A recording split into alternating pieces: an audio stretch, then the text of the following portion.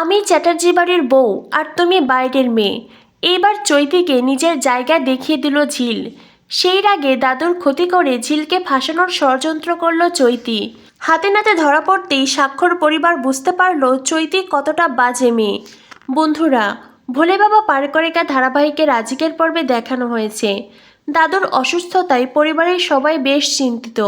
সাক্ষ্য অস্থির হয়ে উঠেছে দাদুর এমন অবস্থা দেখে। তখনই মিলি বলে, তোমরা তো সবাই এখন দাদুকে নিয়ে নার্সিংহোমে যাবে, আমরা তবে বাড়ি যাই, এখানে অযথা ভিড় জমিয়ে লাভ নেই। সাক্ষ্য বলে, তোমাদের যে কি বলবো বুঝতে পারছি না। মিনু বলে, তোমাকে কিছু বলতে হবে না বাবা, আমরা সবটাই বুঝতে পারছি। পরিবারের একজন অসুস্থ, যিনি কিনা তোমাদের বটগাছের মতন ছায়া দিয়ে আগলে রেখেছে, তিনি অসুস্থ। এ অবস্থায় তোমাদের একটাই কাজ, ওনাকে নার্সিংহোমে নিয়ে যাওয়া, ওনার ট্রিটমেন্ট করে ওনাকে সুস্থভাবে ফিরিয়ে আনা।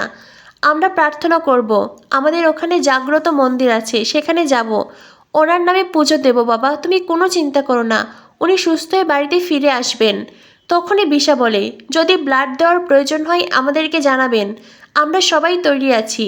সাক্ষ্য বলে, ব্লাড দেওয়ার প্রয়োজন হবে কিনা এখনও বুঝতে পারছি না, তবে তোমরা নিজে থেকে কথাটা বলেছ, সেই জন্য তোমাদের থ্যাঙ্কস। বিশা বলে, থ্যাঙ্কস পেতে কথাটা বলিনি, সত্যি আমরা মন থেকে চাই উনি তাড়াতাড়ি সুস্থ হয়ে ফিরে আসুক। তখনই ঝিল ছুটে এসে বলে, ওনাদেরকে স্ট্রেচার নিয়ে ওপরে আসতে বলেছি।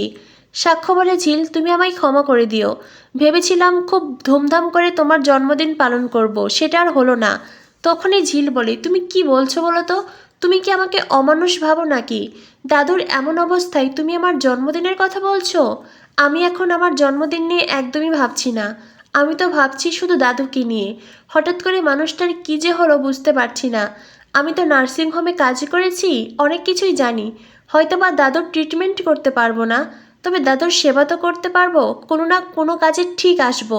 তুমি আমায় নিয়ে যাবে তোমাদের সাথে? তখনই স্বাক্ষর মা বলে, তুমি ওখানে গিয়ে কী কাজ করবে, তোমার কি কাজ? ঝিল বলে, কেন মা, ওখানে কি আমার কোনো কাজই থাকতে পারে না? মা, কাজ খুঁজে নিতে হয়, কাজ নেই বলে বাড়িতে বসে থাকলে তো হবে না, ওখানে গেলে কোনো না কোনো কাজে ঠিকই আসবো মা, তাই কাজ নেই বলে আমি এখানে বসে থাকতে পারবো না। এই বলে ঝিল ঠাম্মিকে বলে, ঠাম্মি তুমি কেঁদো না, একদম মন খারাপ করো না, আমরা সবাই তো আছি, দাদুর কিছু হবে না ঠাম্মা, আমরা দাদুকে ঠিক ফিরিয়ে আনবো।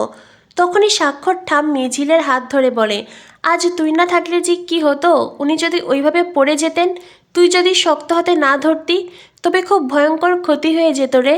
ডাক্তারের বউ হিসেবে এতটুকু আমি বুঝি। ঠাম্মি ঝিলের প্রতি কৃতজ্ঞতা প্রকাশ করে দেখে স্বাক্ষর মা কটমট করে তাকান। আসলে স্বাক্ষর মা বুঝে গেছে ঝিল একটু একটু করে পরিবারের সবার মন জয় করছে, যেটা দেখে তিনি মোটেই খুশি নন। এরপর দেখানো হয় দাদুকে হসপিটালে আনা হয়েছে। সাক্ষ্য বিভিন্ন কাগজপত্র দেখছে। স্বাক্ষর মেজিকা বলে, মনে হয় আজই অপারেশন করাতে হবে। সাক্ষ্য বলে, দাদুর রিপোর্টগুলো তো একজন আনতে গেছে, দেখি রিপোর্টগুলো নিয়ে আসুক, তারপরেই বোঝা যাবে।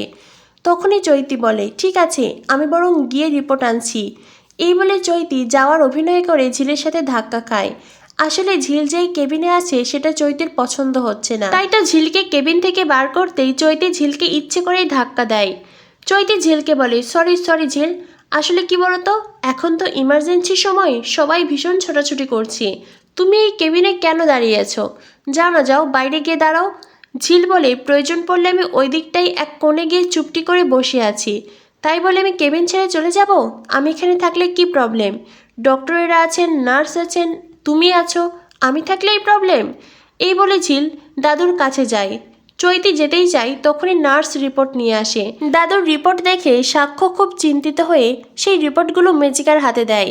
মেজিকার রিপোর্ট দেখে তিনিও খুব চিন্তিত হয়ে বলেন, ও মাই গড, এটা তো দেখছি 100% ব্লক, আজই অপারেশন করাতে হবে, এক্ষুনি অপারেশন করাতে হবে। এরপরেই সাক্ষ্য খুব ভালো একজন ডক্টরের নাম বলেন, যিনি কিনা এই শহরের বেস্ট ডক্টর। এরপরেই সাক্ষ্য সেই ডক্টরকে ফোন করতে কেবিন থেকে বেরিয়ে যায়। ঝিল সাক্ষ্যর পিছনে ছুটতে থাকে। আসলে দাদুর কি হয়েছে ঝিল বুঝতে পারছে না, তাই সেই অসুস্থতা সম্পর্কে জানতে চাইছে। তখনই চৈতি বলে, একে ঝিল, তুমি সাক্ষ্যর পিছনে পিছনে কোথায় ছুটছো? এক্ষুনি তো বললে দাদুর কাছে থাকবে, দাদুর সেবা করবে। যেই না সাক্ষ্য কেবিন থেকে বেরিয়ে এলো, অমনি তুমি সাক্ষ্যর পিছনে ছুটলে দাদুকে ফেলে, তাই তো? ঝিল বলে, ওখানে তো নার্স আছে, মেজকাও আছে, তাছাড়া আমিও ওনাকে কিছু জিজ্ঞাসা করতে এসেছিলাম। তখনই চৈতি বলে, কি জিজ্ঞাসা করতে শুনি? তাছাড়া তুমি এখানে এসেছোই বা কেন? তোমার কি কাজ? ঝিল বলে, আমি তো শুধু ওনার থেকে জানতে চাইছিলাম দাদুর কি হয়েছে। চৈতি বলে, কিছুই বোঝো না তুমি, তাই না? যত সব। এই বলে চৈতি ওখান থেকে চলে যায়। তখনই সাক্ষ্য আবার ফিরে আসে। ঝিলকে দেখে সাক্ষ্য বলে, এ কি, তুমি এখানে দাঁড়িয়ে আছো কেন? ঝিল বলে, আমি তো তোমাকে তখন ডাকলাম, কিন্তু তুমি আমার ডাক শুনতেই পেলে না। সাক্ষ্য বলে, সরি, বুঝতেই তো পারছো একটু তাড়াহুড়াই ছিলাম, ডক্টরকে ফোন করার ছিল, সেটাই করছিলাম। আসলে দাদু তোমার পরিবারে একজন, আমি হয়তো ঠিকঠাক করে দাদুর অপারেশন করতে পারতাম না, তাই তো এই শহরের বেস্ট ডক্টরকে কল করে আসতে বলেছি, উনি আসবেন বলেছেন।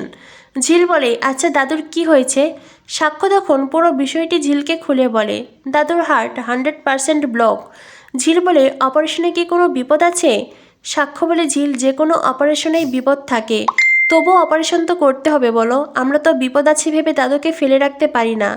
তখনই ঝিল কান্নায় ভেঙে পড়ে। সাক্ষ্য বলে, কি হলো ঝিল, তুমি কাঁদছো কেন?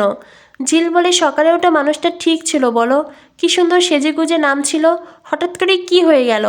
সাক্ষ্য বলে, ঝিল, বিপদ কি বলে কয়ে আসে নাকি? হঠাৎ করেই মানুষের জীবনে কখন কি ঘটে যায় কেউ বলতে পারে না। তবে ঝিল, তুমি আজ যেটা করেছো সেই জন্য আমার পুরো পরিবারের তোমার কাছে কৃতজ্ঞ থাকা উচিত।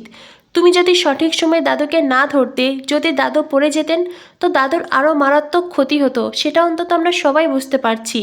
তখনই সেখানে চৈতি আসে। চৈতি এসে বলে, কিরে, তোরা এখন এখানে দাঁড়িয়ে গল্প করছিস? দাদুর এই অবস্থা, বাঁচবেন কি মরবেন ঠিক নেই, আর তোরা গল্প করছিস? সাক্ষ্য বলে, মানে তুই কি বলতে চাইছিস? চৈতি বলে, আমি এটাই বলতে চাইছি যে দাদুর সিরিয়াস অবস্থা, আর তোরা এখানে কেন গল্প করছিস? দেখ, কথা বলার জন্য তো অনন্তকাল সময় পাবি, তাই না? এখন এই ইমার্জেন্সির সময়ে কথা বলার কি খুব দরকার? তখনই সাক্ষ্য বলে, শোন চৈতি, আমার দাদু, আর আমরা কী নিয়ে কথা বলছি সেটা তো তুই জানিস না, তাই হুট করে এসে এইভাবে শাসন করবি না আমাকে, বুঝতে পেরেছিস? এই পুরো বিষয়টাতে তুই ঢুকবি না। চৈতি বলে, সেই তো, আমি কিছু বললেই তো তোর মনে হয় আমি তোকে শাসন করছি। তখনই ঝিল বলে, এখন বুঝি খুব কাজের কথা হচ্ছে? চৈতি বলে, মানে? ঝিল বলে, এই যে কথাগুলো বলছো, এই কথাগুলি কি খুব কাজের কথা? এই কথাগুলো তো পরেও বলা যায়। তোমার জীবনের কি ঘটনা না ঘটনা সেটা তুমি না হয় পরেই বলো, এখন বরং নিজেদের কাজে মন দাও। এরপরেই দাদুর কেবিনে থাকার প্রসঙ্গ ওঠে। সাক্ষ্য বলে, আমি তো থাকবই, আর আমার সাথে ঝিলও থাকবে। চৈতি বলে, আমি ভেবেছিলাম আমিও থাকবো, আসলে আন্টি আর ঠাম্মি আমাকে থাকতে বলেছিল। ঝিল বলে, কখন এই কথাটা হলো? তখনই চৈতি বলে, তোমার কি মনে হয় আমি মিথ্যে কথা বলছি? ঝিল বলে, শোনো চৈতিদি, তুমি সত্যি বলছো কি মিথ্যে বলছো সেটা নিয়ে আমার কোনো ইন্টারেস্ট নেই, আর আমি তর্কও করতে চাই না, তবে একটা কথা জেনে রাখো, আমি দাদুর কেবিনে থাকবই। সাক্ষ্য বলে, অবশ্যই তুমি থাকবে ঝিল।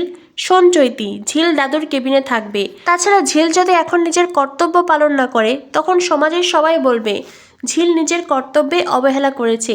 তাছাড়া ঝিল নিজেও থাকতে চায়। এরপরেই সাক্ষ্যর ইমার্জেন্সি কল আসে। সাক্ষ্য ওখান থেকে চলে যায়। চৈতি ঝিলকে বলে, আমার সাথে প্রতিযোগিতায় নেমেছো তো, একটা কথা মনে রাখো, তুমি বারবার জিততে পারবে না। ঝিল বলে, প্রতিযোগিতা? আপনার সাথে কিসের প্রতিযোগিতা? একটা কথা মনে রাখবেন, আপনি হলেন বাইরের লোক, আমি হলাম চ্যাটার্জি বাড়ির বউ, আপনার সাথে আমার তুলনা চলে না। আমি হলাম সাক্ষ্য চ্যাটার্জির স্ত্রী, আর আপনি একজন আউটসাইডার। ঝিলের কথা শুনে চৈতি তেলে বেগুনে জ্বলে ওঠে। ঝিল চৈতিকে উপযুক্ত জবাব দিয়ে ওখান থেকে চলে যায়। আর চৈতি মনে মনে ভাবে, ঝিল আমার সঙ্গে টক্কর নিচ্ছ তো, দেখো এবার আমি তোমার কি করি। চৈতির আবভাব দেখে মনে হচ্ছে ঝিল যেহেতু দাদুর কেবিনে থাকবে, তাই চৈতি দাদুর কোনো ক্ষতি করে ঝিলকে ফাঁসাতে চেষ্টা করছে। তবে এইবার যদি চৈতি ধরা পড়ে, সাক্ষ্যসহ সাক্ষ্যর পরিবারের সবাই চৈতিকে ঝেঁটিয়ে বিদায় করবে। তো বন্ধুরা, কি হতে চলেছে ভোলে বাবা পার করেগা ধারাবাহিকে?